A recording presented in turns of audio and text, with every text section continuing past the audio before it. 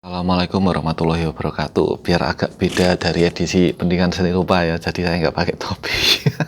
Kayak ngon film-film lagu loh teman-teman. Jadi nek nyamar pakai topi atau pakai kacamata hitam, tak wis ra ngerti dia itu siapa gitu kan.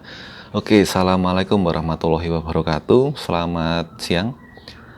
Salam kebajikan, Om Swastiastu, Namo Buddhaya. Saya Pak Tejas dan kali ini melanjutkan tentang kuliah seni rupa, tapi untuk program studi seni rupa murni. Ini saya mendapatkan struktur kurikulum di salah satu universitas negeri. Universitasnya itu adalah LPTK itu ya, jadi mantan IGIP gitu lah ya. Tidak bisa disamakan dengan ISI atau emang yang institut seni gitu, tapi ini bisa menjadi gambaran buat teman-teman yang ingin tahu sebenarnya di seni rupa murni itu mempelajari apa saja. Yang pertama ada pendidikan agama, ada agama Islam, Kristen, Katolik, Hindu, Buddha, Konghucu, dan ini sangat menarik ketika kita bisa memadu padankan antara seni dan agama. Dicari relasinya gitu ya, dicari titik-titik yang saling bersinggungan. Wah, ini sangat menarik. Apa nek misal ini nanti dipadukan sama mata kuliah antropologi atau sosiologi, di mana kita mempelajari budaya-budaya atau agama-agama asli itu ya, agama-agama asli, terus agama tradisi kayak kejawen dan sebagainya gitu. Ini menarik banget karena setiap suku tuh punya agama sendiri nih menurutku. Terus ada juga pengantar studi seni rupa. Nah ini juga salah satu mata kuliah yang sangat penting itu, karena koyok aku dulu bukan dari sekolah menengah seni rupa, tapi dari SMA umum gitu, bahkan kelas internasional loh, IPA. Jadi aku ora paham banget iki chat koyok ngopo, dan sebenarnya mata kuliah pengantar studi seni rupa itu sangat penting biar kita tuh tahu ini loh studi seni rupa itu seperti ini loh. Dan ini tepat kalau dikasih di semester pertama, karena apa? Biar menimbulkan rasa percaya diri mahasiswa. Bahasanya, aku loh seni rupa nggak cuma gambar doang dong, gitu. Jadi kadang kan ada yang minder itu ya, kuliah apa seni rupa, gampang ya, gur gambar terus ya, nyenengke ya. Padahal nggak segitu nyenengke nih gitu loh. Nggak semudah itu kan. Kita sampai jelimet membuat tugas itu, sampai lembur-lembur. Bahkan dulu di semester-semester awal tuh tidur itu mukjizat itu. Jadi tidur itu sebuah hal yang sangat mahal, karena apa? Kita dipenuhi oleh tugas-tugas. Lalu ada lagi pengetahuan medium seni. Nah ini juga sangat penting teman-teman. Koyok nyuci kuas sesederhana itu sebenarnya harusnya dipelajari gitu loh. Ya paling nggak dikasih pengantar lah ya, namanya kan pengetahuan ya. Dikasih pengantar gitu loh, ben ra keliru. Terus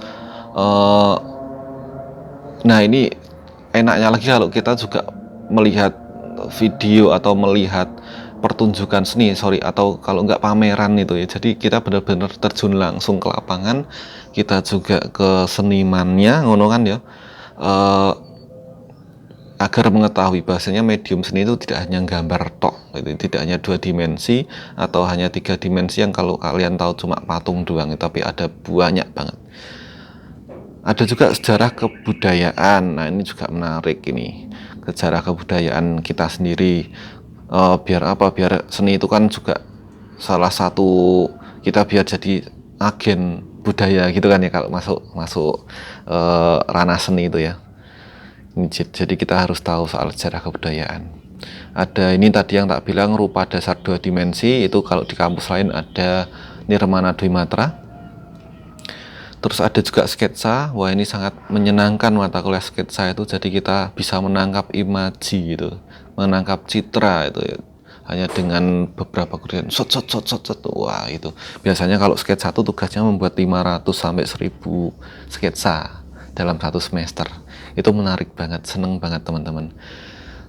Kalian bisa mengetahui karakter orang-orang hanya dengan membuat sketsa itu, pokoknya menarik lah. Gambar bentuk ini juga ya, memahami karakteristik bentuk itu. Anatomi plastis ini kayak patung dasar itulah ya. Jadi membuat, kalau di Surabaya itu kalau Pak Wahid itu membuat tangan ngono-ngono enggak sih ya? atau model-model itu saya kurang mohon maaf. Gambar model data jelaskan di pendidikan seni rupa, pendidikan Pancasila. Nah, ini sebenarnya juga menarik.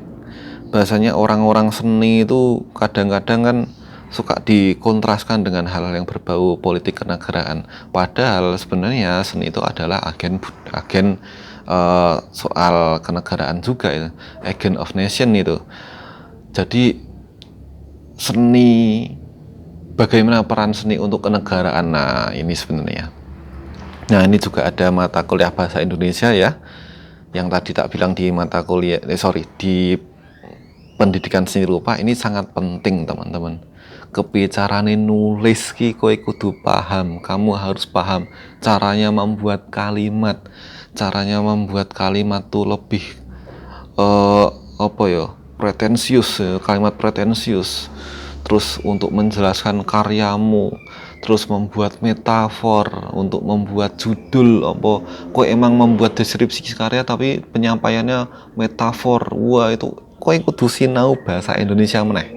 Harus wajib mempelajari bagaimana cara membaca, menulis, harus wajib. Sejarah seni rupa barat, sejarah seni rupa Asia, ada juga estetika itu ya. Biasanya kalau estetika itu punyanya Vetman itu Art as Image and Idea, punyanya Prof. Bambang Sugiarto apa itu seni dan sebagainya itu. Ada juga rupa dasar 3 dimensi, Nirmana Trimatra, ada seni lukis dasar, ada grafis dasar juga. Nah, ini ilmu alam dasar itu ya. Sebenarnya ini sangat menarik itu tadi, kalau misalnya kalian disuruh juga untuk melihat bahasanya seni dan alam tuh saling terkait. Ada seniman namanya Andy Goldbergsky, coba kalian cek di YouTube bagaimana ia itu berkolaborasi dengan alam, luar biasa. Mungkin kalian juga pernah kalian inget crop circle itu ya. Itu kalau di luar negeri itu kayak ada spiral jeti itu. Ternyata itu di luar negeri sebuah seni alam itu loh. Tapi neng Indonesia lah itu kalian bisa bahas itu, dan ini sih benar-benar bisa diangkat untuk kajian di tugas akhir gitu. Ada juga pendidikan kewarganegaraan itu, terus ada seni rupa Indonesia, bahasa visual. Ini menarik karena apa? Karena sebenarnya kita itu sangat dekat dengan hal-hal yang visual ya. Kayak gini, kalian ngelihat vlog itu kan visualnya juga ya. Tapi kadang kita tidak memahami atau tidak memaknainya secara mendalam. Kita hanya menganggap itu kayak mata pelajaran atau mata kuliah bahasa Indonesia. Bendinane koyok ngono itu. Jadinya tidak apa ya, tidak dirasa tidak menarik. Padahal bahasa visual ini sangat menarik.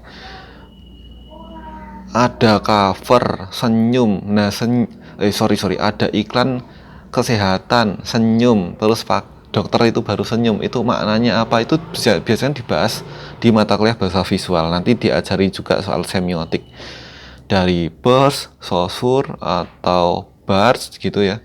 Terus nanti ada visual grammar itu ya, kalau misalnya kalian mau baca bukunya Theo van Leeuwen gitu, Reading Image judulnya. Ada juga seni ilustrasi, udah sangat jelas ya dari katanya seni ilustrasi. Ada gambar ragam hias juga, gambar ornamen. Ada juga pengecoran dan fabrikasi. Ini di salah satu perguruan tinggi ada mata kuliah pengecoran dan fabrikasi. Ada juga seni patung dasar, ada metode penciptaan seni. Lah ini practice-led research, jadi art-based research gitu. Jadi bagi teman-teman penciptaan itu juga ada metodenya tersendiri itu. Dan ini sedikit berbeda walaupun sama-sama soal ilmiah juga, di dalam ranah ilmiah, tapi ini sedikit berbeda. Kurasi ini sangat penting biar teman-teman yang kurang memahami soal seni itu sadar itu loh. Kadang banyak mahasiswa seni itu yang menganggap remeh, ya aku berkarya, ide tiba-tiba ada itu. Nah, sebenarnya ada metodenya itu loh. Jadi ini menarik kalau dipelajari gitu ya. Bahasa Inggris, nah ini juga ojo pernah sengit sama pelajaran-pelajaran yang terkait dengan bahasa, karena itu adalah kompetensi inti itu ya dalam kehidupan. Jadi teman-teman seniman muda, teman-teman mahasiswa seni rupa murni, kalian tuh wajib belajar bahasa Inggris, wajib banget. Biar apa? Biar kalian itu bisa go abroad gitu. Go abroad bener ya. Jadi bisa melanglang dunia ke seluruh penjuru. Nek misalnya kowe ra iso basa Inggris, ya ra iso ngomongi, ra iso komunikasi, nggak bisa bikin sesuatu yang tersampaikan dalam deskripsi karyamu atau apalah gitu ke masyarakat internasional itu ya. Teman-temanku lolos residensi, terus ada yang punya klien banyak dari luar negeri itu juga karena dia mengasah kemampuan bahasa Inggrisnya. Ada filsafat seni, philosophy of arts gitu ya. Jadi ini soal seni dan kenikmatan, seni dan pengetahuan, art as pleasure, art as knowledge gitu, art as emotion itu. Ini di bukunya Gordon Graham itu, The Introduction of Philosophy Art, Introduction Philosophy of the Arts gitu kalau nggak salah. Ada aplikasi komputer. Nah ini juga penting ya karena buat bikin presentasi, gimana biar nanti presentasinya bisa uyu-uyu gitu, bisa muter-muter kayak angin lesus gitu. Ini menarik gitu. Jadi aplikasi komputer kalau teman-teman bisa beyond, bisa lebih ke depan, ini bisa jadi awalan untuk seni intermedia atau seni media baru atau video art gitu. Sejarah seni rupa modern, ada juga tinjauan seni rupa, ada gambar ekspresi, ada fotografi dasar, cipta seni 2D, 3D, ada teori seni. Astagfirullahaladzim. Ada teori seni. Ini mempelajari soal teori-teori seni. Ada juga kewirausahaan, tadi sudah tak sampaikan ya, ini juga sangat penting gitu.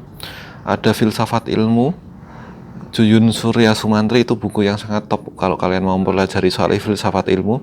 Ada juga psikologi seni, ini bagaimana kalian memahami psikologi dalam ranah seni dan seni dalam ranah psikologi, bagaimana otak dari seniman gitu dan sebagainya, apa yang bisa dilakukan psikologi untuk seni dan apa yang bisa dilakukan seni untuk psikologi. Juga sosiologi seni, video art, ini luar biasa juga, ada mata kuliah video art ya.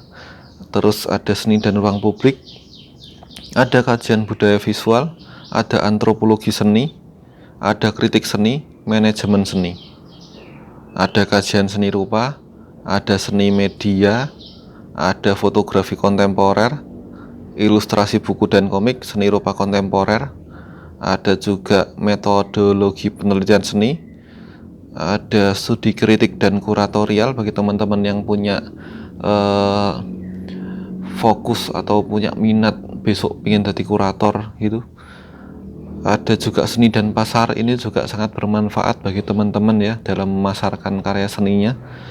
Ada juga keramik kontemporer, ada juga desain eksibisi bagi teman-teman yang ingin menyelenggarakan pameran. Ini udah dipelajari terlebih dahulu di kalian perkuliahan. Nah, tapi keluar biasaan mata kuliah ini itu akan sama aja atau akan menjadi sesuatu yang biasa ya. Jadi luar biasa mata kuliah yang ditawarkan ini akan menjadi sesuatu yang sangat-sangat biasa kalau misalnya kalian tidak punya greget dalam belajar gitu. Misalnya mata kuliah kajian budaya visual, tapi kalian tidak benar-benar mengkaji budaya visual, kalian hanya menerima tapi tidak mencoba untuk memberikan feedback kepada dosen, tidak bisa. Jadi di dalam kelas tok kalian belajarnya, tapi di luar kelas tuh kalian nggak belajar. Nah kalau kayak itu terjadi, itu akan sama aja, nggak ada yang menarik belas gitu. Karena apa? Karena yang namanya ilmu itu kalau kau kanti laku, lebih baik ilmu itu benar-benar menubuh dalam dirimu itu loh. Dan kalau misalnya kalian ngelihat apa, misalnya kalian ngelihat baliho, ayo coba mengkaji itu dari bahasa visual yang tadi dijelaskan sama dosen di kelas yo gitu. Atau ini loh ada iklan yang sangat kontroversial, ini kalau misalnya dari budaya visualnya itu gimana? ngono kuwi. Atau dari seni politiknya itu gimana? Atau ada karya seni, menurutku ini etis banget. Coba kalian telusuri itu. Sebenarnya pertunjukan kayak kenduren, apakah bisa disebut sebagai sebuah seni? Lah, ini kan menarik teman-teman.